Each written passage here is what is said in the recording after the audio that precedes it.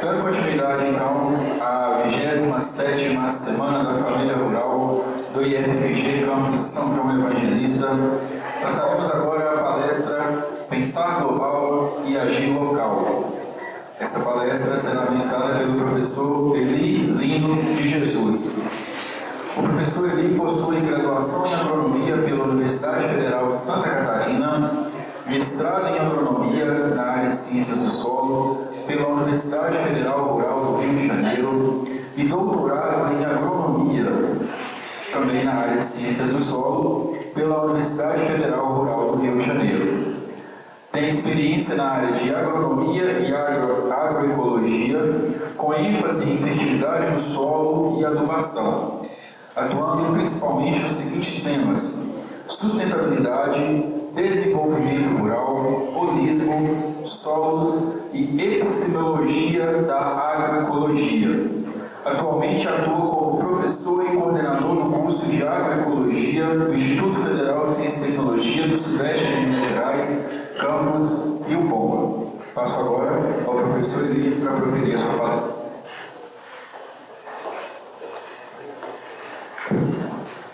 Bom dia a todos e todas. Bom dia, pessoal. Queria agradecer, em primeiro lugar, aqui ao convite, especialmente a Chilene, que me conheceu lá no Rio de Janeiro, nas lutas da agroecologia. A Rural do Rio de Janeiro é uma universidade em que a agroecologia teve um desenvolvimento muito forte. Então, eu tive aí o privilégio de ser aluno de grandes mestres da Universidade Rural do Rio de Janeiro, o professor Raul de Lucena, o professor pesquisador da Embrapa, Tejair Lopes de Almeida, ambos já falecidos. Eu presto aqui uma homenagem aos dois. Também há um conjunto enorme de colegas e professores, tanto pesquisadores da Embrapa quanto da própria Universidade Rural. Há uma particularidade ali que eu gostaria de ressaltar na Universidade Rural, que é a existência do que nós chamamos de fazendinha agroecológica. Eu não gosto muito desse nome, né, fazendinha agroecológica. O nome oficial é Sistema Integrado de Produção Agroecológica, mas se consagrou esse nome, fazendinha agroecológica, que é uma experiência rara no mundo todo, não é? Alguns pesquisadores decanos, eu tenho aqui o livro do Altieri, do qual eu sou tradutor. O livro do Altieri está aqui, que é um dos livros importantes de agroecologia do mundo, e que o Altieri, quando conheceu a experiência da fazendinha, ele ficou assim, absolutamente surpreso e extremamente feliz. Não é? Ele disse: não há no mundo uma experiência como essa, porque é uma experiência que uniu ali a Universidade Federal Rural do Rio de Janeiro, a Embrapa Agrobiologia e a Pesagro Rio, que é a empresa de pesquisa estadual, e fundaram lá em 1993, ou seja, está completando 30 anos de experiência, uma unidade de produção na qual jamais se utilizou produtos industrializados. Então, toda a produção agrícola ali é feita baseada em princípios ecológicos. Então, não há uso de pesticidas, não há uso de fertilizantes industrializados, com níveis de produção e produtividade comparáveis às médias do estado do Rio de Janeiro, e alguns produtos, inclusive, acima da média de produção do estado do Rio. E eu tive a honra de participar no nascimento dessa experiência, porque na época eu trabalhava numa instituição chamada SPDA, que é uma organização não governamental que trabalha com a agroecologia. A agroecologia no Brasil, durante muito tempo, foi uma iniciativa que não estava no campo das instituições públicas, era uma iniciativa de uma organização não governamental que recebia fundos internacionais para desenvolver a agroecologia aqui no Brasil. E gradativamente a agroecologia foi passando a ser um tema de preocupação e de interesse das instituições públicas. Nós temos esse curso de agroecologia lá em Rio Pomba. Ele existe desde 2006, foi um dos primeiros aqui no Brasil. Começou como curso de tecnologia e em 2008 se transformou num bacharelado em agroecologia. Eu não vou ter tempo agora de manhã para contar essa história com detalhes, mas à noite nós vamos ter uma palestra mais longa, que eu vou poder apresentar detalhes dessa história e dessa luta pela agroecologia aqui no Brasil, não é? Então agora de manhã não teremos tempo, eu sei que tenho mais ou menos 1 hora agora de manhã para apresentar uma palestra. Então eu gostaria, nesse tema de pensar globalmente, aqui tem uma que nós chamamos aqui de epistemologia da agroecologia, que é o histórico e a formação do pensamento em agroecologia. Por que agroecologia? Porque é importante as instituições públicas de ensino no Brasil hoje terem uma preocupação com a agroecologia. A Shirlene falou aqui na abertura dos objetivos de sustentabilidade da ONU, os 17 objetivos, não é? Eu participei em 1992, eu trabalhava na SPA na época 92 foi um grande evento aqui no Brasil. O Brasil vai sediar de novo agora um grande evento que vai ser em Belém do Pará. O presidente Lula esteve agora na Europa acertando essa organização, a COP30, que é uma organização, não é, dos países ligados às Nações Unidas preocupados com a questão da mudança climática, não é, e que tem afetado aí já diversas regiões do mundo. Então, o Brasil vai sediar lá na Amazônia, se fez questão de que fosse a Amazônia. Mas lá em 1992, nós estávamos participando, não entre os chefes de Estado, eu participava das organizações da sociedade civil, então foi um evento que ocorreu no Parque do Flamengo, em que cerca de 30 mil pessoas dos 5 continentes do mundo se reuniram em diferentes tendas, eram tendas, eu trabalhei na tenda 33, que era a tenda que cuidava dos temas agricultura sustentável, segurança alimentar, cerrado e savana, água doce e produção pesqueira. Eu trabalhei na agricultura sustentável e segurança alimentar. E nesse evento, 156 chefes de Estado estabeleceram tratados das Nações Unidas. Dali se originou, por exemplo, o protocolo de Kyoto, se originou os protocolos da biodiversidade, tratando de como a humanidade deveria. A gente sabe que muitos desses tratados não foram respeitados, não é? Mas as Nações Unidas seguem buscando esses objetivos. Agora, através das COP, teremos a COP30 aqui em Belém do Pará, não é? E tivemos aí 4 anos em que o Brasil se ausentou dessa pauta, porque nosso presidente não achava que isso era uma coisa importante, não é? E o Brasil retorna agora a essas discussões internacionais. Então a agroecologia está alinhada com essa questão que eu coloco nesse slide, não vou poder me alongar aqui, mas apenas um aperitivo, porque nós vamos discutir mais à noite, na palestra da noite, de como é que o pensamento agroecológico surge e por que as Nações Unidas estão preocupadas hoje com o desenvolvimento local. Eu trouxe aqui diversos livros, nós temos uma parceria com um belga, Luc van Kronkesweg, é um belga que nos visita todos os anos desde 2008. Em cada visita dessa, praticamente, ele lança um livro novo.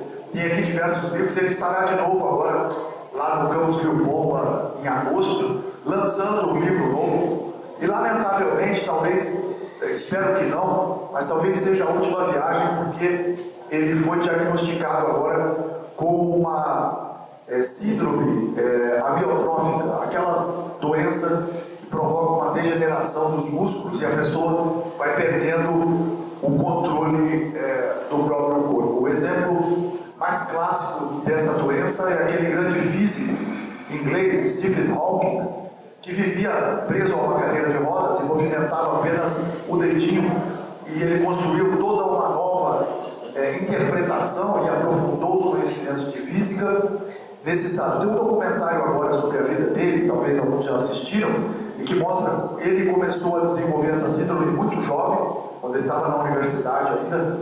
Tem uma cena no filme que ele cai no chão e começa ali e a esposa dele, a companheira dele, acompanhou durante boa parte da vida dele. Ele foi perdendo os movimentos, mas mesmo assim teve uma vida longa e cientificamente altamente produtiva, não é? Esse meu amigo, grande amigo Luke, ele diagnosticado essa doença ano passado.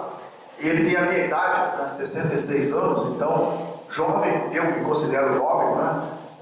Mas fiquei bastante chocado com essa notícia E ele faz essa viagem, ele tem na Europa uma cruzada pela defesa da agroecologia, pela defesa dos camponeses brasileiros e mundiais, pela defesa do cerrado brasileiro. Ele pautou no Parlamento Europeu o Dia de Defesa do Cerrado Brasileiro. Todos os deputados que representam ali todos os países que fazem parte da União Europeia, levando uma luta pela defesa do cerrado. Então, eu acho que ele faz essa viagem, talvez a última, espero que não, ainda como uma despedida, não é? Dessa luta. Talvez ele continue o trabalho, mas não tenha mais condições de fazer a viagem. Ele nessa viagem, inclusive, vai ser acompanhado por um casal para dar apoio, não é, a ele. E aqui nós temos diversos livros que o Luke escreveu que tratam desse tema, dessa temática. A produção da soja brasileira, por exemplo, o primeiro livro dele ali, que se chama Navios que se cruzam na calada da noite, soja sobre o oceano. Vou pegar o livro aqui.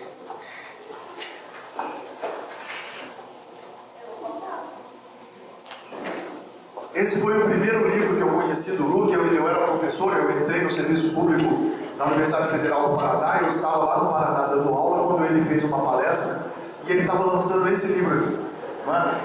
Navios que se cruzam na calada da noite, soja sobre o oceano. Então, ele vive num país muito pequeno, a Bélgica, que é um país mais ou menos do tamanho do estado do Sergipe. Não sei se vocês têm ideia, né? Minas Gerais é um gigante, né, comparado com o Sergipe. Minas Gerais, para você ter uma ideia, é praticamente do tamanho da França. E a França é dos grandes países da Europa.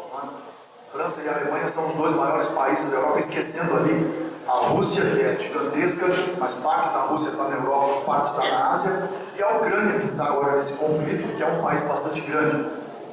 Mas a França tem 580 mil quilômetros quadrados e Minas Gerais tem 560 mil quilômetros quadrados. Então a França é grande e Minas Gerais é muito grande. Eu vim agora, ontem, de Rio Pomba aqui, nós levamos aí 8 horas de viagem, né? 500 e tantos quilômetros, mas por estradas. Nós conhecemos as estradas, né, que não permitem uma velocidade. Na França, essa viagem certamente seria muito mais rápida. Mas esse belga, ele fundou uma organização lá em Bruxelas chamada VERG, um acrônimo que quer dizer Grupo de Estudos por uma Agricultura Justa e Sustentável.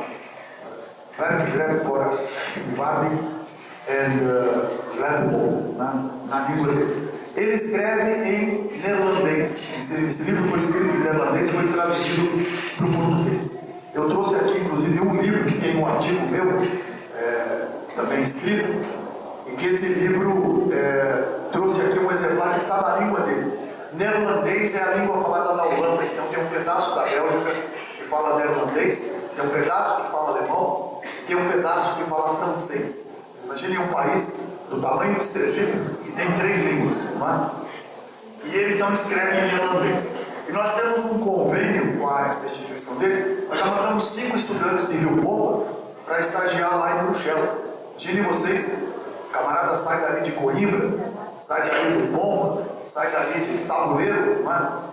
E vai conhecer o Parlamento Europeu, e vai conhecer agricultores da Bélgica, da Holanda, que trabalham com agricultura orgânica e ecológica, né? Conhecer a luta desses agricultores lá. E por que o Luke se preocupou? Por que eu estou falando do Luke? Porque o lema da ONGD é pensar globalmente, agir localmente e comer localmente. Comer localmente tem um significado muito importante, porque quando você consome os produtos da tua região, você fortalece a agricultura local, você fortalece a agricultura familiar, você fortalece o desenvolvimento local. E o que nós temos visto no Brasil nos últimos anos é um grande desenvolvimento do agronegócio, dessa exportação de soja que ele avalia aqui, não é? E é uma grande produção de soja naquilo que um outro cientista holandês chamou de agricultura sem agricultores. São máquinas, hoje inclusive comandadas por GPS, por satélite, que não precisam mais nem de tratorista. Os caminhões não precisam mais de motorista. Porque muitos agricultores que viviam nessas regiões do Cerrado, que produzem hoje soja, eram agricultores que viviam produzindo do seu sustento, alguns hoje são tratoristas ou motoristas dessas grandes fazendas, daqui a pouco vão perder o emprego, porque os caminhões e os tratores serão dirigidos à distância, né? Robotizados. Então, um dos filmes que o Luke nos trouxe, é um filme muito interessante, que ele passou nas primeiras vezes que ele veio aí, o Pombo, que o filme se chama A Vaca 80 Tem um Problema. Não é? Então você assiste o filme todo se perguntando por que tem esse título. Não é? Então, lá em certa altura do filme, tem um produtor de leite da Bélgica que usa a soja brasileira importada para produzir a ração e não tem nenhum agricultor trabalhando na sala de ordenha. As vacas entram sozinhas na sala de ordenha, cada vaca vai bem treinada nessas vacas belgas, né? Cada vaca vai para sua baia, e aí o robô coloca a ordenhadeira mecânica. Vocês vão ter um curso aqui que eu ouvi de ordenhadeiras, né? O robô coloca a ordenhadeira na vaca, tira o leite, e fica o técnico lá em cima olhando os 15 computadores, vendo a tirada do leite. Quando tem um problema que cai a produção de leite de uma vaca, no caso quando estavam filmando, deu um problema na vaca número 80, aí o técnico desceu para ver o que estava acontecendo. Por isso o filme se chama A Vaca 80 Tem um Problema. Mas o filme trata, a temática desse filme é uma discussão sobre a Organização Mundial do Comércio e sobre a maneira como os agricultores familiares são destruídos, a sua agricultura, numa concorrência desleal com a grande produção. Nós estamos vendo hoje, por exemplo, o Brasil tentando fazer um acordo com a União Europeia, e o Lula estava reclamando agora que os franceses colocaram cláusulas ambientais e que isso ia prejudicar a exportação de produtos brasileiros. Vocês imaginem a França, que é do tamanho, ou Minas Gerais, que é do tamanho da França, se o queijo que é produzido aqui na França, aqui em Minas Gerais, e abrir o mercado da França para o queijo mineiro, o que vai acontecer com os produtores de queijo da França? Eles vão quebrar. É muito bom para o produtor mineiro, não é? Mas é péssimo para o produtor francês. E o que os franceses dizem? Nós não queremos favelas na França. Porque nós aqui produzimos as nossas favelas, e a violência que existe nas grandes cidades brasileiras, ela é fruto do modelo de desenvolvimento agrícola brasileiro, que expulsou os agricultores da cidade e concentrou essas pessoas na cidade. Então hoje as grandes cidades são ingovernáveis, não é? Ingovernáveis. Elas lidam com o narcotráfico, com o roubo, com a violência, não é? E isso é resultado, e os franceses dizem, nós não queremos isso em Paris. Nós não queremos que os nossos agricultores venham para Lyon, para Paris, e que nós vamos ter aqui. Vocês estão vendo o que está acontecendo na França hoje? O que está vendo lá? O quebra-pau que está vendo lá? Por quê? Porque uma pessoa foi assassinada por um policial numa batida policial. Imaginem vocês se o Brasil fizesse a cada assassinato que a polícia provoca aqui no Brasil, se nós fizéssemos o que está acontecendo na França. Já queimaram mais de 200 automóveis e destruíram algumas estruturas das cidades. A população protestando contra a violência da polícia. Mataram 2. Aqui no Brasil mata-se no Rio de Janeiro, às vezes, de uma vez só, 15, 20, 30. A polícia não é? Então nós vivemos no Brasil uma guerra civil não declarada. Uma guerra civil. E isso é fruto do modelo de desenvolvimento que foi implantado no Brasil. Porque nós, na agroecologia, analisamos criticamente esse modelo de desenvolvimento. E as pessoas que estão na cidade não se dão conta do que aconteceu nos últimos 40 anos no Brasil. Das condições de vida das pessoas da cidade grande, não é? É que você fica enxugando gelo dessa condição. Então, quando nós comemos localmente, nós estamos incentivando que os agricultores permaneçam na terra. E mais, o êxodo rural continua.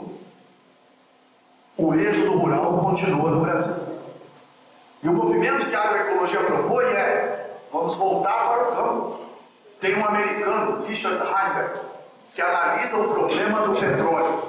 Essa agricultura moderna, que nós, hoje à noite eu vou ter mais tempo para debater esse assunto, ela é altamente dependente do petróleo. Toda vez que o petróleo aumenta de preço, o preço do nitrogênio aumenta, o preço do fósforo aumenta. O Brasil tem hoje uma dependência. O Brasil estava lá, tanto o Bolsonaro como o Lula, tentando manter boas relações com os russos, não é? Como dizia o Garrincha, tem que combinar com os russos, não é?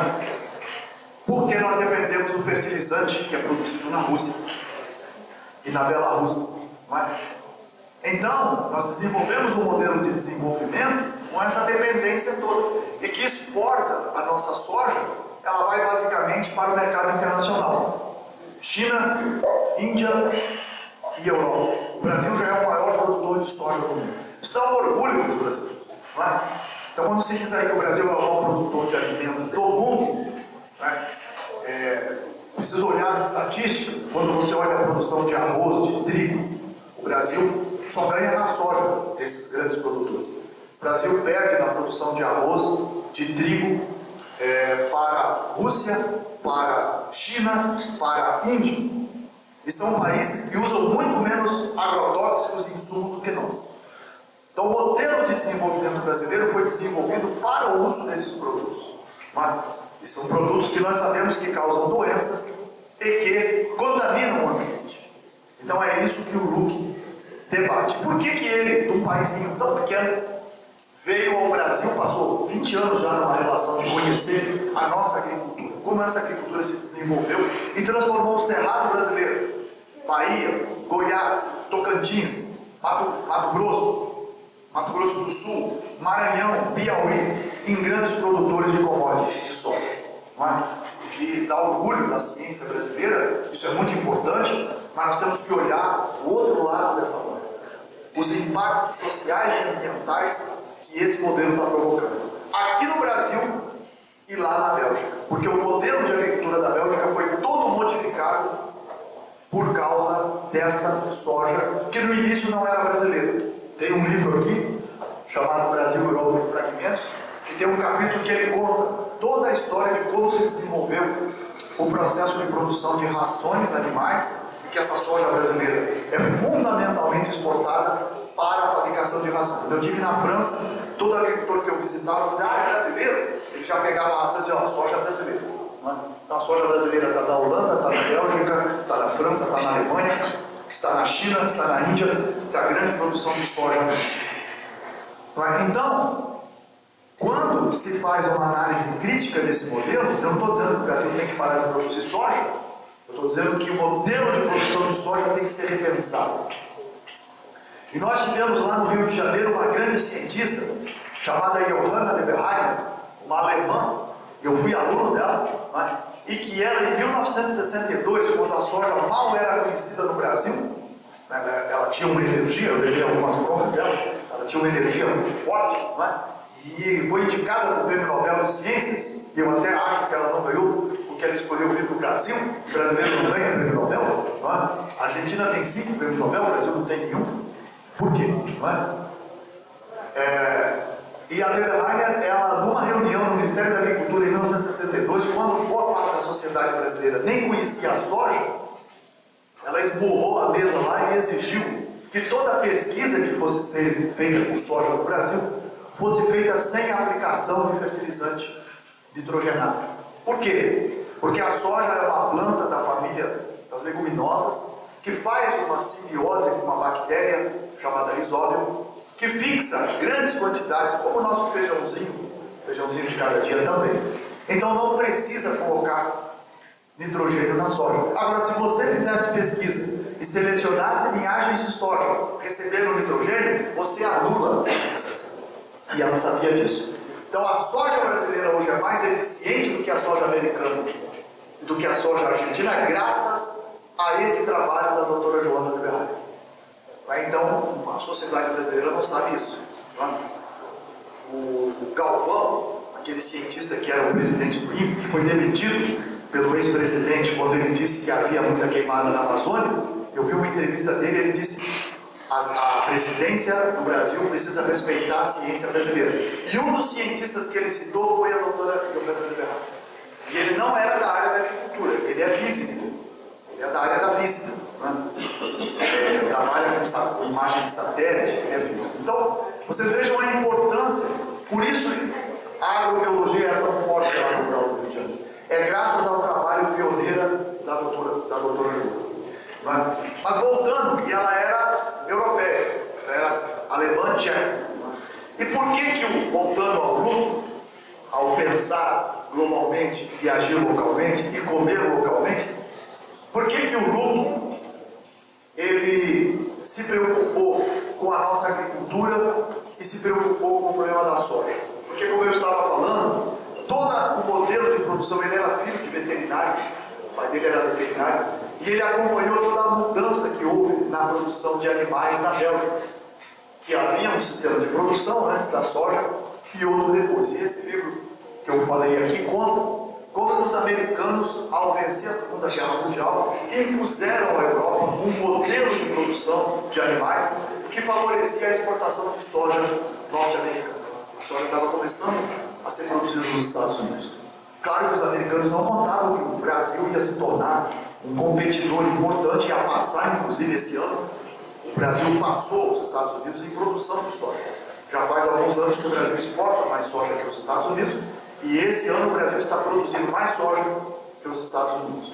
Os Estados Unidos consomem muita soja, né? Então, esse modelo de pensar globalmente, mas agir localmente, ele é muito importante para o desenvolvimento das comunidades locais.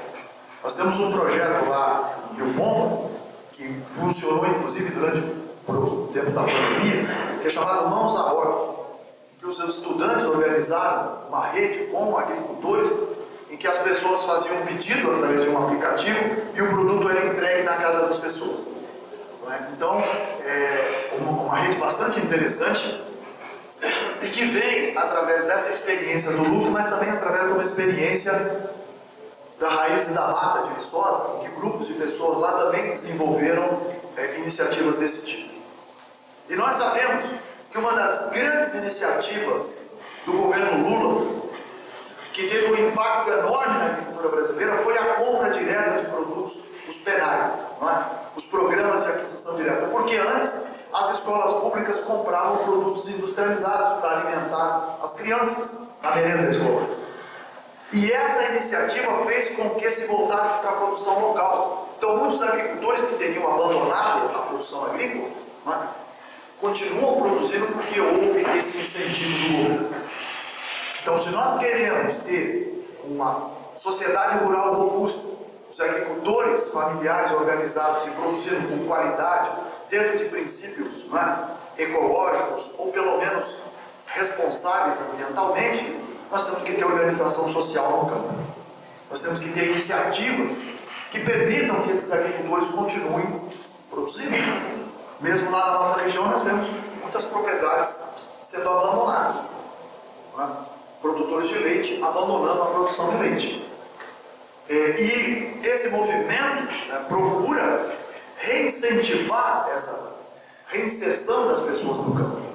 Nós tivemos a crise econômica de 2008, que afeta ainda a economia do mundo, depois piorada, digamos assim, pela situação da Covid, não é? E nós tivemos um certo retorno de pessoas ao campo. Nos Estados Unidos isso aconteceu, na Europa isso aconteceu. Jovens que haviam deixado as propriedades rurais das famílias voltaram para tocar. Em Portugal, nós temos uma pós-graduação em agroecologia, estou orientando agora uma estudante, que ela está fazendo um trabalho sobre a agricultura biológica em Portugal. Então, a nova política agrícola de Portugal e da União Europeia incentivando a produção ecológica e biológica. Em cada vila de Portugal, lá ela tem a estatística de quantos agricultores estão se convertendo para a produção orgânica e biológica. E esses jovens que foram para Lisboa, que voltaram para as quintas das famílias, trouxeram essa preocupação de produzir um produto ecológico. Como muitos agricultores de Minas Gerais estão produzindo, por exemplo, café orgânico, café gourmet, e vendendo café por um preço muito maior. Ou produtores de laticínios. Hoje, a área de laticínios, na produção ecológica, é a que mais cresce no mundo. Cresce a taxas de 30% ao ano. As grandes empresas, Danone, Nestlé, Lactalis, estão todas buscando produções ecológicas de leite. Por quê? Porque o mercado, o consumidor, está cada vez mais consciente. Então, quando o consumidor ele é consciente, e é o consumidor no mundo, e essas restrições que o nosso presidente tem reclamado, mas são as restrições do consumidor que vai dizer, não vamos mais comprar essa madeira, porque essa madeira foi obtida de forma ilegal, com derrubada ilegal de mata. Nós vamos comprar madeira que é certificada, que foi produzida de forma adequada socialmente, ecologicamente e eticamente. Então, essa é a luta da agroecologia e a luta de diversas pessoas do mundo que acreditam na possibilidade de construir uma verdadeira sustentabilidade. São os objetivos da ONU, que a Xerene colocou aqui. O número 1 dos objetivos é acabar com a fome. E o Lula teve agora no evento lá na Europa, e ele falou sobre a Amazônia. E ele disse, eu não vou falar sobre a Amazônia, eu vou falar sobre desigualdade. A desigualdade no mundo está aumentando. A pobreza no mundo está aumentando. E não é possível que o Brasil, o maior produtor de soja do mundo, tenha pessoas passando fome. Não é possível que o mundo, produzindo a quantidade de comida que ele produz, existam pessoas passando fome. Isto é vergonhoso. Isto é uma vergonha para a humanidade. Para onde vai essa comida toda então? A comida serve para aumentar a desigualdade. Mas nós não aprendemos nos bancos das escolas de agronomia, de técnico agrícola e todos os cursos da nossa área, que a função do técnico é produzir comida para reduzir a fome no mundo? E nós aumentamos a produção de comida e a fome no mundo aumentou? Como é possível? A fome no mundo está aumentando. Mas ela está. A desigualdade está aumentando. Nós vemos cidadãos de países do Oriente Médio embarcando em barcos precários, morrendo afogados muitos, para conseguir chegar à Europa. Ou pessoas daqui do Brasil, daqui da região talvez tenha mesmo, alguns que emigraram para os Estados Unidos. Eu tive recentemente em Governador Valadares, participando de uma atividade ali para o Movimento dos Trabalhadores Sem Terra, é um curso de técnica agropecuária que o IFSU de Minas propicia para eles, financiado pela Renova, que é essa entidade da Vale que está pagando pelos, eles chamam o crime da Vale, né? Aquele desastre ambiental, social, econômico, etc. E eu estive lá, e lá entre os assentados havia alguns que tinham parentes que estavam nos Estados Unidos. Então, é comum. Por que as pessoas vão para os Estados Unidos? Vão em busca de quê? E às vezes passando sacrifício, saudade. O brasileiro tem muita saudade, gasta metade do que ganha no telefone. Agora não é mais assim, né? Mas antigamente gastava uma boa parte do telefone. Porque a situação aqui não é boa. Se fosse boa, você não ia para os Estados Unidos. O pessoal da América Central, os Estados Unidos está construindo um muro, né? Um muro para barrar a entrada dessas pessoas nos Estados Unidos. Por quê? Porque a desigualdade no mundo está aumentando. A pessoa deveria ser feliz de viver no país dela, com a natureza dela, com os alimentos dela, com os amigos, e não emigrar para um país com uma língua diferente, em que você vai passar frio e vai passar saudade. Não é?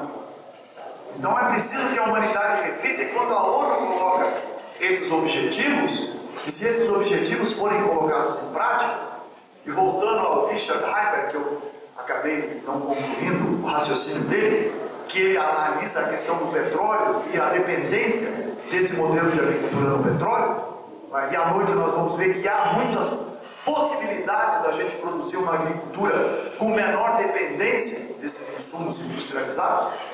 Ele diz assim, precisamos de mais 50 milhões de agricultores.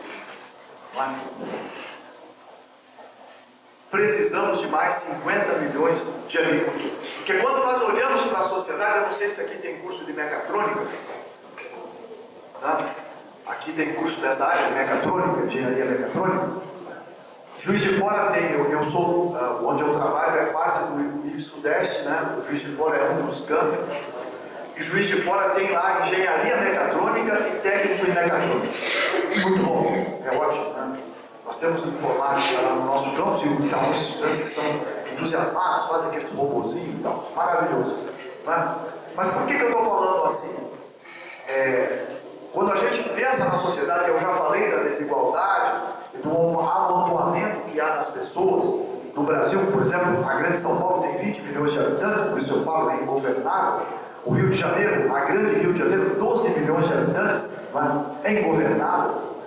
E quando você pensa nessas grandes, por que as pessoas foram para a cidade? Porque o campo não oferecia condições. Então migraram para a cidade porque a cidade oferecia condições, a cidade oferecia emprego. O Brasil estava se industrializando. A industrialização brasileira agora parou, está andando para trás. O serviço, que é um grande setor que emprega também, não é? Ele está cada vez mais informatizado, robotizado, empregando menos pessoas. A Volkswagen, na década de 60, tinha 40 mil funcionários. Hoje ela tem 15, 20 mil e produz 3 vezes mais automóveis. Robotizado, robôs trabalhando. Então você pega a indústria automobilística, você pega a indústria de plástico, você pega até os pedágios agora vão ser todos informatizados. Você emprega gente no pedágio, né? Cada parada de pedágio, você para o carro ali, tem aquele pessoal 24 horas por dia trabalhando, todos vão perder o emprego, porque vai ser tudo informatizado. Os bancos, quando eu era garoto, a gente entrava num banco, tinha mais gente do lado de dentro do banco trabalhando, que era tudo manual. Hoje você entra no banco, não tem mais quase ninguém lá, e você passa meses sem entrar numa agência, você só vai lá no caixa automático, resolve tudo que você tem que resolver. Ou seja, os bancos, que eram grandes empregadores, também não estão mais empregando quase ninguém. Muito pouco. Qual é a tendência com a informatização crescente? Menos empregos. Mais gente desempregada. Quem vai gerar emprego para a nossa população? Se a agricultura está desempregando, muito produtiva, mas está desempregando. Se o serviço está desempregando, se a indústria está desempregando e a população está crescendo, não é difícil você tirar uma conclusão. Não é? Então, nós pensamos numa agricultura que seja uma empregadora de pessoas. Uma agricultura com qualidade, produzida produtos saudáveis, empregando mais gente. Porque não vai haver emprego no futuro. O que se desenha no futuro são grandes cidades sem emprego. Então, quando a gente avalia a realidade da agricultura e da produtividade, o agronegócio brasileiro é colocado hoje como carro-chefe da nossa economia, e ele é muito importante, ele traz resultados econômicos e produtivos importantes para a nossa sociedade, não é? Mas quando você olha a sociedade globalmente, a necessidade de geração de emprego, não é? E a necessidade de alimentação das pessoas, de segurança alimentar, você vê que o quadro é um pouco diferente. O quadro é bem diferente. Não é? Então, a sociedade terá que se debruçar sobre essas questões. Sobre a questão da sustentabilidade das cidades, sobre a questão da sustentabilidade no campo, sobre a questão da saúde do agricultor, a saúde da família do agricultor. Eu conheço alguns agricultores que pararam de usar agrotóxico, não por uma razão ideológica, porque resolveu se converter para a agricultura ecológica, porque algum membro da família dele não suportava mais o contato com o veneno. E ele foi obrigado a se transformar num agricultor ecológico.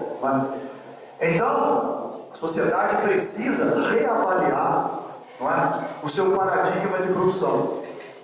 E as instituições de ensino têm que estar preparadas para ensinar uma agricultura que seja produtiva do ponto de vista econômico, eficiente do ponto de vista energético, socialmente justa, que permita uma distribuição mais equitativa, porque quando as Nações Unidas colocam lá que os recursos genéticos, com a Convenção da Biodiversidade, são de uso democrático pela comunidade, não é isso que acontece. Nós vemos empresas que patentearam plantas. A soja transgênica, ela pertence 100% da soja. E quase toda a soja produzida no Brasil hoje é soja transgênica que pertence a uma empresa, chamada Monsanto, que se associou com a Bayer, e vocês sabem, a propaganda diz, se é Bayer é bom, não é? Eu escuto isso desde garotinho, se é Bayer é bom. O veneno é veneno, mas se é Bayer é bom. Então, 100% da soja, e outro detalhe, pessoal, o melhoramento dessa soja que pertence a Monsanto foi feita por instituições públicas brasileiras. A Monsanto não investiu um centavo na produção das variedades de soja que foram desenvolvidas por cientistas brasileiros, a começar pela Joana Leonardo, que tem a eficiência da fixação por causa do trabalho dela. Nunca ganharam um centavo. Todo ano a Monsanto faz um churrasco lá na Embrapa, existe um contrato secreto assinado entre a Embrapa e a Monsanto, e que nesse contrato, não é, as variedades todas melhoradas da Embrapa foram colocadas à disposição da Monsanto, ela apenas inseriu os genes da transgenia e passou a ser dona de 100% da soja transgênica cultivada no Brasil, e cada saca de soja cultivada paga royalties à Monsanto. É um rio de dinheiro, não é? O Luke conta aí nos livros dele, não é, essa parte dessa negociação, e ele fala de uma coisa muito interessante, que pouca gente aqui no Brasil se dá conta, que é a Lei Candir. A Lei Candir é uma lei que existe aqui no Brasil. O Candir foi um grande economista, ele fez parte da equipe do Fernando Collor de Mello. Eu venho de longa data, passei todos esses planos econômicos aí, ainda acompanhei o final da ditadura militar. Então eu conheci todo o processo da eleição do Collor, como foi. E o Candir era secretário de Economia do governo Collor. Aquele governo que fez aquele, né, pegou o dinheiro de todo mundo e surrupiou o dinheiro de todo mundo. Ele ganhou ali o ódio da população brasileira toda, tanto que 2 anos depois ele sofreu o processo de impedimento, em 1992. Esse economista, depois ele foi eleito deputado federal, né, e produziu essa lei, que levou o nome dele, Lei Candir. A Lei Candir isenta de impostos as commodities. Então o ferro produzido em Minas Gerais não paga determinados impostos. E a soja produzida no Brasil não paga determinados impostos que a soja argentina paga, paraguaia, boliviana e norte-americana. Então a soja brasileira custa mais barato para o chinês do que a soja argentina. Mas isso significa que a sociedade brasileira recebe menos impostos. Então as nossas escolas poderiam ser melhores, as nossas estradas poderiam ser melhores, a nossa educação poderia ser melhor, a nossa saúde poderia ser melhor, se a Vale, a Samarco e os produtores de soja não pagassem esse imposto, do qual a Lei Candir isenta.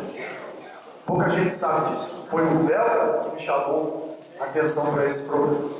Agora, durante a pandemia, que os estados ficaram todos quebrados, alguns deputados levantaram a possibilidade de derrubar a Lei Candir, mas logo abafaram. Outros levantaram a possibilidade de que o etanol pudesse ser comercializado diretamente dos produtores para os postos de gasolina. Também abafaram isso daí. Vocês imaginam que o etanol é produzido a maior parte em São Paulo, no Nordeste, ele sai de caminhão ou de trem, vai para Betim, e de Betim ele chega aqui. Então imagina o custo disso. Se um produtor de etanol daqui da região produzisse etanol e vendesse para um posto aqui, desenvolvimento local. Desenvolvimento local, incentivando o agricultor aqui a produzir o etanol e vender localmente, incentivando a economia daqui da região. Não é? Mas não pode. Não se deixa fazer isso. Por quê? Porque alguém quer controlar a produção de etanol. Então isso é um problema muito grave. E no Brasil vai ter que ser discutido o problema da Lei Candir. Levantaram aí no meio da pandemia, suspender a Lei Candir, e aí suspenderam a discussão.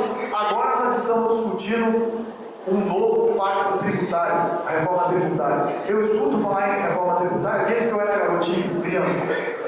Uma das pautas do governo João Goulart, que sofreu o golpe militar lá em 1964, uma das pautas dele era a reforma tributária. Reforma administrativa, reforma tributária e reforma agrária. Ele foi derrubado no poder. A reforma tributária foi feita pela ditadura militar, mas desde que houve a redemocratização no Brasil, se fala em reforma tributária. Então, a discussão está correndo lá no Congresso e não se chega, porque ninguém quer perder. E não existe possibilidade de todos ganharem. Vocês concordam? Vocês concordam? Porque é impossível todo mundo ganhar. Todo mundo quer ganhar, ninguém quer perder. Mas se o bolo é um só e eu tirar um pedacinho do bolo para alguém ficou sem um pedacinho daquele bolo. Vai? Então não tem como você fazer uma reforma que vai modificar o sistema de cobrança de impostos e que todos vão ganhar, alguém vai perder. E aí a reforma não sai, porque ninguém quer perder.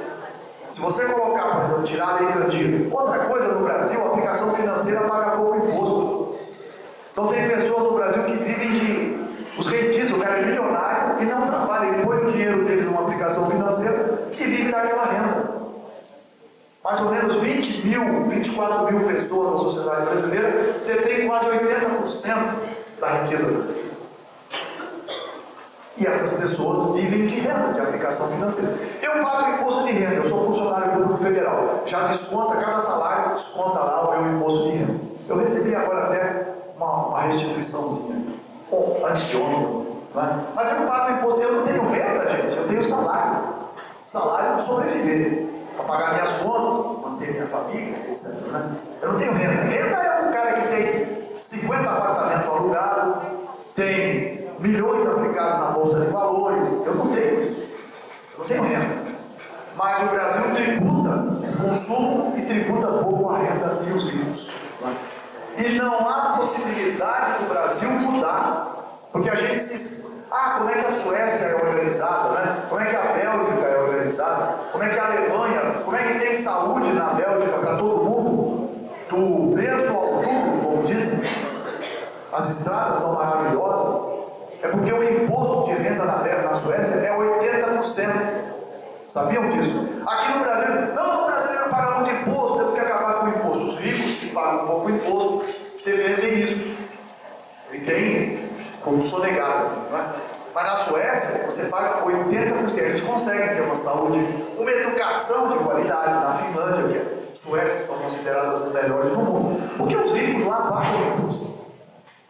Então no Brasil, o rico não quer pagar imposto, o rico controla o Congresso, é o Congresso que faz as reformas. Então as reformas são feitas para manter tudo como está. Ou seja, aí falta dinheiro. Quem é o gestor aqui, não é? O diretor aqui, está sempre faltando dinheiro. Quer fazer uma obra, não tem dinheiro. Quer aumentar o refeitório, não tem dinheiro. Quer comprar um veículo novo, não tem dinheiro. Quebrou um automóvel, não tem dinheiro. Eu tenho, o laboratório lá tem um equipamento quebrado lá, não tem dinheiro para consertar o equipamento. Por quê? Porque não é para isso. O dinheiro vai para outros interesses. Então, quando chega na hora de discutir uma reforma tributária, é isso aí que acontece. E a soja poderia dar uma contribuição enorme para a sociedade brasileira, muito maior do que ela dá se a lei Candir caísse. A cana e o ferro também. Minas Gerais estaria entre os estados mais ricos do Brasil, porque Minas Gerais produz muito ferro, e o dano ambiental que a produção de ferro produz, hematina, fica para a sociedade. Quando acontece um desastre, não é como aconteceram alguns aqui em Minas, esse ônus é socializado.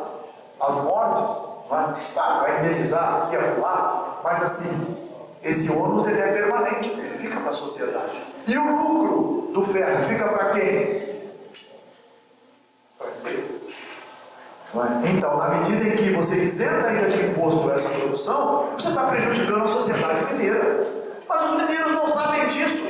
Quem aqui sabia da Lei Candir? Quem ouviu falar da Lei Candir? Ninguém.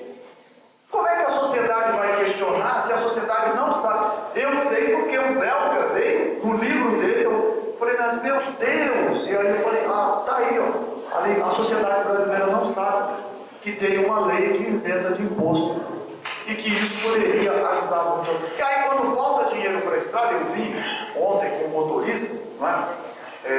Nessas estradas aqui, à noite, você quase não enxerga nada, estrada sem pintura, sem sinalização, você chega numa cidade que não tem placa, não tem nada, você que, meu Deus do céu, não é? Por que as estradas estão nesse estado? Porque o Estado não tem dinheiro. E por que o Estado não tem dinheiro? Porque isenta de imposto quem pode pagar e cobra imposto de quem não pode pagar. Não é? Me desculpe, eu me empolguei aqui com essa questão, estou falando aqui de agroecologia, mas isso está ligado com pensar localmente, com desenvolver as forças locais. Querem outro exemplo? As escolas rurais. Lá tem um estudante chileno, conheceu ele, o Lulu, é o apelido dele, é o Luiz Gouveia. Ele fez o trabalho de conclusão do curso dele, ele queria um tema, nós começamos a debater, e eu falava muito da escola rural. Os ônibus amarelos, aqui deve ter ônibus amarelo que sai do centro da cidade, vai buscar as crianças lá no interior, como dizem nas roças. Às vezes 4 horas da manhã, coitadinha da criança tem que acordar lá para vir com fome no ônibus e tal, e ter aula aqui na cidade, e depois o ônibus pega e leva essa criança lá. O que aconteceu com as escolas rurais? Elas foram fechadas. E eu dizia, as escolas rurais são pontos de organização dos agricultores, onde nós fizemos cursos de manejo ecológico para os agricultores, onde a sociedade se reunia ali para discutir os seus problemas, para chamar o prefeito e dizer, a ponte caiu, nós queremos melhorar essa ponte. O prefeito não está aí, né? Você não vai ficar bravo comigo, né? Mas vejam vocês, quando eu destruo as escolas rurais, eu estou acabando com a possibilidade daquela comunidade lutar pelos seus direitos. E quando eu cheguei em Brasília, naquela época, né, a gente era chamado para Brasília para participar de debates, e eu estava num debate lá com o pessoal do Ministério da Educação, do Ambiente e da Agricultura, e eu falei, olha, esse ônibus é uma tragédia da destruição, está destruindo as escolas. Não, mas o objetivo não era esse, mas a denominação foi bom para quem? Foi bom para quem fabrica ônibus. Venderam muito ônibus, gastaram uma fortuna comprando ônibus. E continuam comprando. E as professoras aí, antes as professoras é que eram levadas para o meio rural. Né? E em Rio Pomba tem lá diversas escolinhas rurais que estão caindo. E eu vi uma palestra de uma professora do Espírito Santo que eu me emocionei, né? Preciso até me controlar aqui para não me emocionar de novo. Ela fez uma palestra brilhante, estava ensinando os alunos dela, menininhos de 9, 10, 11 anos de idade, a fazer preparados biológicos, bocache, coleta de micro-organismos, que são as maneiras, entre diversas que nós temos de fazer a agroecologia, que eu vou falar disso à noite, não é? E aí ela deu aquela palestra, nossa, o coração veio aqui, eu quase em lágrimas vendo aquela máquina. Eu falei, o Brasil tem jeito. Se uma escola dessa está fazendo isso, o Brasil tem jeito. Chega no final da palestra dela, eu chorei de verdade. Porque ela pegou e falou assim, olha, eu estou me aposentando e a escola vai fechar. Aí eu chorei de verdade. Porque eu digo, não pode fechar essa escola. Era onde aquela comunidade estava aprendendo homeopatia para aplicar nos animais. Era onde aquela comunidade estava aprendendo chás, medicamentos para a sua saúde. E a escola estava sendo fechada porque a professora ia aposentar e vinha o ônibus amarelo buscar as crianças para levar para a cidade. A criança chega na cidade, ela logo tem contato com as crianças da periferia, começa a ouvir o funk, o tuk-tuk, e começa a ter aquela influência e não quer mais voltar para a roça, porque a roça tem bosta de vaca, tem que tirar leite e tem que acordar cedo e papapá, e a criança não quer mais saber daquilo. Nós estamos destruindo, não é? Essa possibilidade, daí tem que fazer uma construção. Nós temos estudantes da agroecologia que nasceram na cidade, é o que eu chamo dos bichos grilos, né? Esse cabelo comprido amarrado aqui, já quase sem cabelo aqui, né? É uma reminiscência da minha juventude, em que o meu diretor da minha escola proibia cabelo comprido. E eu queria botar cabelo comprido porque era a moda da época, né? Então, era aquela luta com aquele diretor, né? E os bichos grilos que eu falo que tem lá na agroecologia? Nós estamos vivendo uma crise lá na agroecologia porque nós atraíamos estudantes do Brasil inteiro. Paraná, Rio Grande do Sul, Santa Catarina, mas principalmente Belo Horizonte, Rio de Janeiro e São Paulo. Mas vinham uns da Bahia também, vieram uns gaúchos também. Por que eles iam para Rio Pomba? Para estudar agroecologia. Esses são os chamados neo-rurais, né? O pessoal que quer voltar para o campo. Nós chamamos aí na intimidade dos bichos grilos, né? E esse pessoal agora está diminuindo a vida deles por causa da crise econômica. Então a procura pelo curso de agroecologia caiu muito. Nós estamos vivendo uma dura experiência, para mim, dolorida, não é? Estamos abrindo um curso de agronomia. Vai provavelmente começar no ano que vem. Por quê? Porque o local, o pombense, o da redondeza da Rio Pomba, não tem interesse pela agroecologia. Ele quer produção convencional. E nós atraímos estudantes de longe para fazer a agroecologia, e esses estão definhando, estão vindo menos, né? Então é uma crise que nós estamos vivendo lá. E buscando soluções, etc, né? Mas toda a reflexão que a gente faz, por que esses jovens estão querendo voltar para o campo?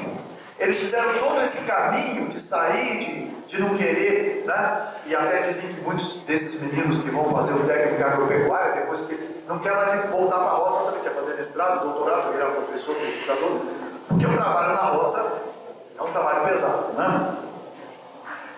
Então, por que esse pessoal foi para a cidade, ou é da cidade, e quer voltar para o campo? Porque ele descobriu os valores do desenvolvimento local, os valores da questão ambiental, os valores de que o modelo que a nossa sociedade está seguindo é o modelo do desastre. Nós estamos com 7 e tantos bilhões de habitantes. A continuar nessa escalada que nós estamos, é o caminho do desastre.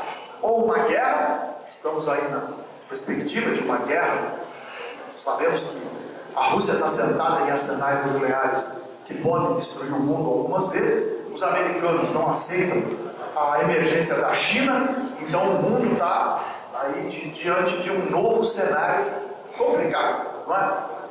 Mas, pensando no cenário do crescimento populacional da maneira como está, a distribuição de terra da maneira como está, a perda de terras por erosão e destruição da maneira como está, não é? O cenário não é um cenário muito glorioso. Nós teríamos então essa preocupação, nossa preocupação desses jovens, dos portugueses, dos americanos, dos brasileiros, que estão fazendo essa volta a valores de produção local, a valores de valorização da terra, mas de uma forma diferente, não é? De uma forma integrada, de uma forma ecológica, de uma forma participativa, que esse é um dos princípios da agroecologia. Eu coloquei os slides aqui, nem eu sei, eu ia falar aqui da origem científica e filosófica das ciências agrárias da agroecologia, mas eu vou deixar isso para a noite, porque eu preferi fazer essa palestra agora de manhã, pelo tempo que eu tinha, focado nessas questões dos valores do desenvolvimento local, não é? Que é o tema, não é? E baseado muito no look, eu vou ver se eu acho aqui uma foto do look para mostrar para vocês. Pessoal, esse aqui é eu estava passando ali e vi esse aqui é o americano que eu falei, não é? Todos esses livros que ele escreveu tratam dessa temática do petróleo, do uso do petróleo, da dependência da agricultura moderna do petróleo. Ali tem uma foto dele engraçada, ele pondo a bomba de gasolina como se fosse uma arma na cabeça, né? E os títulos do livro dele são The End of Growth, o fim do crescimento, Afterburn, né? A sociedade depois dos combustíveis fósseis, não é? Petróleo, Oil, Power and War, petróleo, poder e guerra. Nós vimos diversas guerras que aconteceram aí recentemente na humanidade por causa do petróleo, pelo domínio do petróleo. Aqui, ó, The Food and Farming Transition, é a transição da agricultura para uma agricultura sem petróleo. E aqui, a festa acabou, né? É partes over, a questão do combustível. E ali ele fala do fracking oil, uma falsa promessa de plenitude, não é? Ameaça ao nosso futuro. O que é o fracking oil? Vocês já devem ter ouvido falar disso. É um sistema de produção de petróleo que os americanos desenvolveram, que injeta água e produtos químicos em determinados tipos de rocha, chamado de xisto ou folheiro, destrói essas rochas e tira o petróleo. Causa um impacto ambiental enorme, mas os americanos se tornaram de novo grandes produtores de petróleo por causa dessa tecnologia. E ele faz uma análise crítica desse modelo.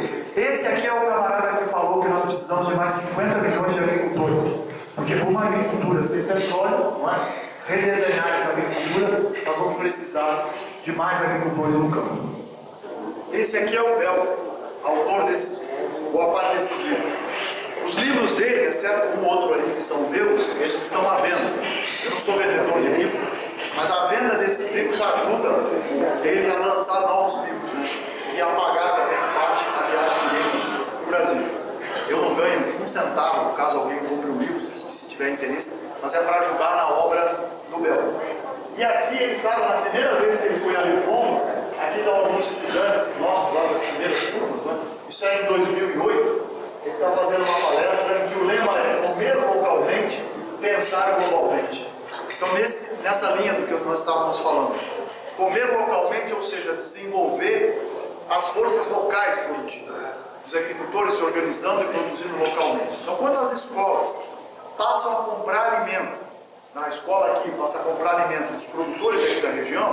e deixa de comprar biscoito que vem das grandes empresas, né, Piraqui, sei lá, Nestlé. Então você está ajudando o produtor local a produzir a rosquinha dele, o biscoito, a mandioca, né, o milho. Então você desenvolve as forças locais. Então é nesse sentido, né? E aqui ele está, os livros dele, inclusive esse livro aqui está na mesa, aqui, ó. Já estava o segundo livro que ele lançou nessa passagem aí, que era esse aqui, Aurora no Campo, não é? É esse livro aqui. E ele estava então, né, fazendo essa palestra. Isso em 2008, né? Então teremos o prazer de recebê-lo de novo aqui agora em agosto. Espero que com saúde, espero que ele volte outras vezes também, não é? Ela mostra os nossos estudantes lá de Rio Pomba trabalhando na Rede Mãos à Horta. Era um projeto de extensão, e dentro desse projeto de extensão eles buscaram esse aplicativo, e os agricultores da região então produzem os seus produtos, mandioca, banana, brócolis, alface, couve, pimentão, ovos, inclusive frango. Alguns vendem frango caipira, ovos caipira, leite, né? E era feita uma cesta, e essa cesta era entregue na casa da pessoa. Antes disso, isso era vendido em barraquinhas. Tinha uma barraquinha na feira de Rio Pomba em que esses produtos estavam colocados lá. Então isso vem nessa mesma ideia, né? Apresentando então aqui essa ideia, colocando em prática essa ideia da agroecologia, que é desenvolver as forças locais. Desenvolver as forças locais passa pela organização das comunidades, pelas lideranças locais. Então é preciso que tenha jovens líderes, agricultores, filhos de agricultores, jovens líderes, né, técnicos que desempenhem essa liderança, professores das instituições públicas de ensino e particulares de ensino, que desenvolvam nos jovens essa perspectiva de reconstrução, né, de um modelo de desenvolvimento que possa atender melhor as necessidades das populações locais e não os interesses das grandes companhias. É claro que em algum momento nós podemos estar associados com essas empresas, né? Mas o essencial é desenvolver as forças locais, o solo vivo, né? Então aí tem toda uma parte importante da trajetória da agroecologia que conecta a professora doutora Deberhaller com a Ana Maria Primavera, outra mulher que foi uma liderança fundamental, com os professores que eu tive lá em Santa Catarina e na Rural do Rio de Janeiro, né, que tem livros deles aqui, por exemplo, esse aqui, ó, Pastoreio Racional Voazão, o professor Guilherme Machado, que foi meu professor, ele implantou dezenas de sistemas de pastoreio voazão. Milhões, o Lula outro dia falou uma frase, ele disse: nós não precisamos derrubar uma árvore para aumentar a produção, basta recuperar as áreas degradadas. Isso é verdade. Então esse sistema aqui faz um consórcio de gramínea com leguminosas. As leguminosas fixam o nitrogênio e você tem a vaca concentrada numa área pequena em que os dejetos da vaca desencadeiam uma labareda de vida biológica. E isso faz com que então você tem vacas aqui produzindo 20, 25, 30 litros de leite dia dentro desse sistema. Então quando eu faço essas viagens eu vejo essas quantidades de pastagem degradada, imaginando quanto a gente poderia, quanto que há de conhecimento a partir de um cientista francês chamado André Voisin, que desenvolveu esse sistema, ele era bioquímico e estudou na Europa os desequilíbrios causados pela fertilização química e buscou nesse sistema o reequilíbrio, não é, da produção animal. Esse livro aqui é do professor Guilherme Machado, esse livro aqui também, A Dialética da Agroecologia, não é, onde ele discute os princípios da agroecologia.